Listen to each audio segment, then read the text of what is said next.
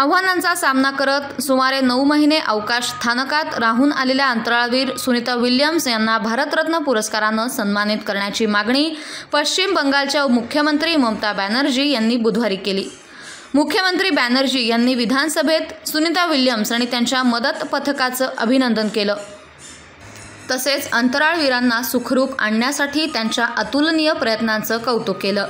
अंतराळवीर Sunita Williams आणि Butch Wilmore हे अन्य 2 अंतराळवीरांसह स्पेसएक्सच्या ड्रॅगन यानातून पृथ्वीवर सुरक्षितपणे परत आले। बॅनर्जी म्हणाल्या, पश्चिम बंगाल विधानसभेकडून सुनीता विल्यम्स आणि अन्य अंतराळवीरांना सुरक्षितपणे आणणाऱ्या टीमचे खूप आभार। सुनीता आणि त्यांचे सहकारी बराच काळ अडकले होते। मी त्यांचे आणि विशेषतः सुनीता विल्यम्स यांचे अभिनंदन करते। या काळात त्यांचं धैर्य पाहता त्यांना भारतरत्न पुरस्कारानं सन्मानित करायला हवं। दरम्यान पश्चिम बंगालमधील भाजप आमदारांनीही अंतराळवीर सुनीता विल्यम्स यांचं अभिनंदन केलं। यावेळी विल्यम्स यांचं अभिनंदन करणारे फलक घेऊन भाजप आमदार विधानसभा परिसरात दाखल झाले होते। भाजपच्या आमदारांनी विधानसभा प्रवेशद्वाराजवळ विल्यम्स यांचे फोटो झळकवले। यावर अभिनंदन सुनीता विल्यम्स आणि भारत कन्या असे लिहिलं होतं।